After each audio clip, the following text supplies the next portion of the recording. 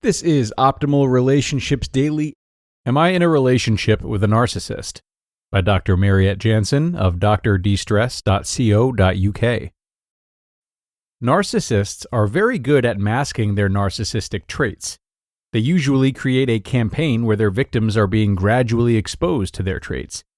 What can be seen as a little nuisance or an occasional outburst turns into a systematic exposure, which is not recognized as such. The victim of the narcissist desensitizes to the nastiness and will come up with excuses for unacceptable behavior. I was exposed to narcissistic abuse from my mother, and it took me nearly 6 decades to understand narcissism and the full implications it had on me and my life. As I had no idea what healthy love looked like, I also attracted a number of narcissistic partners.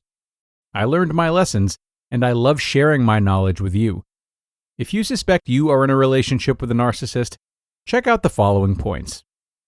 Number 1. You spend a lot of mental and emotional energy on your partner. Most of your time, you're thinking about them and the two of you. You keep on asking yourself, why would they react like this? Are they stressed, tired? What can I do to make them better? Was it my fault that we had that argument? You try to make sense of situations that don't make sense. The narcissist reacts illogically. They perceive the world differently from normal people.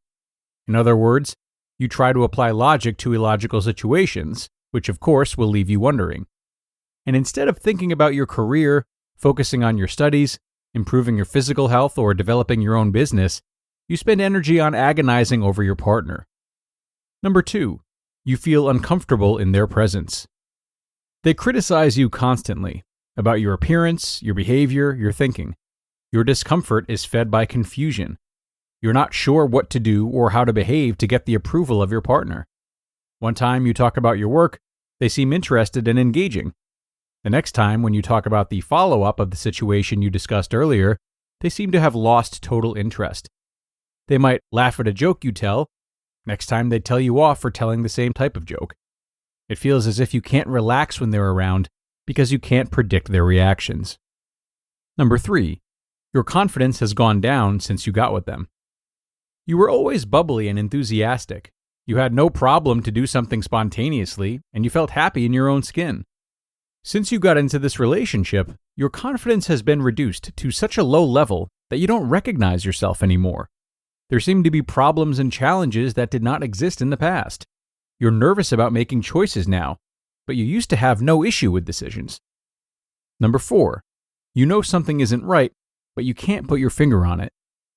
You feel that discomfort, and you try to find rational reasons for it, but your mind can't come up with decent explanations. You tell yourself you're making things up and are overreacting, but who is telling you that? That might be your partner. Number 5. You make up excuses for their behavior. They give you the cold shoulder, and you tell yourself it's because they're tired. They put you down, and you tell yourself it's because they're stressed. They blame you for something they did wrong, and you tell yourself it doesn't matter. What you're doing is called cognitive dissonance. It refers to situations involving conflicting attitudes, beliefs, or behaviors. You experience discomfort, and in order to restore the balance, you change your attitude, belief, or behavior. In other words, you become untrue to yourself. Number 6. You sacrifice what is important to you to please them. As it happened, you are less close to your friends and family. Your partner keeps on throwing critical remarks about them, or refuses to spend time with them, so you have to go by yourself. You start to feel a bit lonely, and where you used to have strong and close connections in the past, these have all subsided. Who could you go to these days if you wanted to confide? Not only are you alienated from people who were important to you, but you also compromise on some of your values. You might find yourself giving in regularly on important situations just to keep the peace. And number 7, you blame yourself for what's happening. You constantly reflect on the relationship, and you ask yourself what you could do differently to make it better, and what would have happened if you hadn't made those mistakes, done the wrong thing, or said something quote-unquote stupid.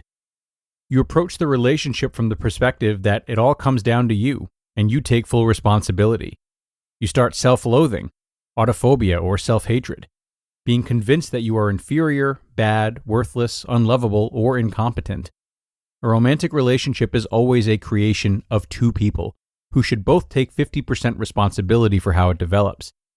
It's never down to only one of the two. It's a dance where each person plays their equally important part. The relationship with the narcissist is a dance where the narcissist is leading. They decide on the steps, the rhythm, the moves, and in order for their partner to follow them, they apply interesting manipulation techniques.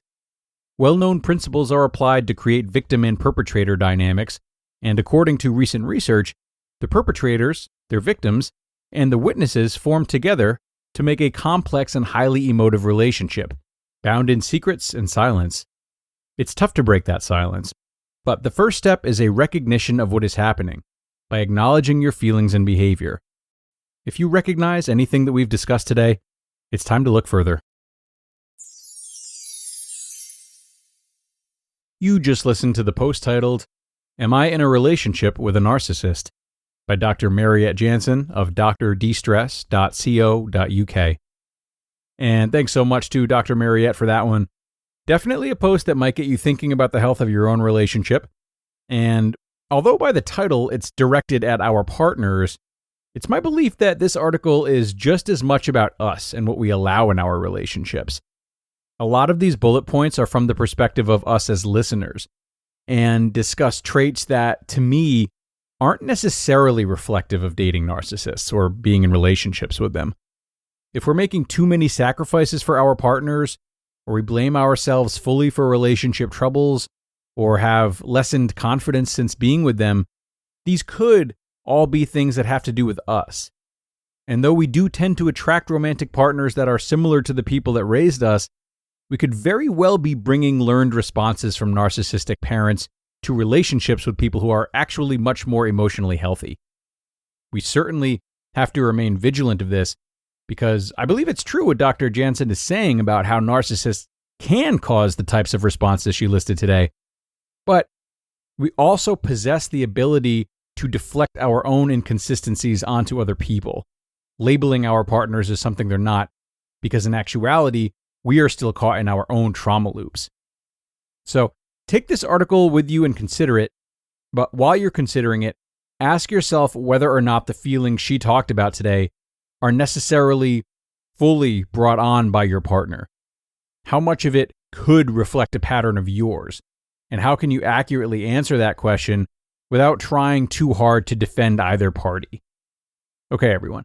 And now that will bring us to the end. Thank you so much for coming today and making another episode possible. It was definitely a full episode that I feel left quite an imprint. I wish you luck as you think about what we heard today, and do be sure to stick around for our bonus episode, which is live now as well. And I will hope to see you there, where your optimal life awaits.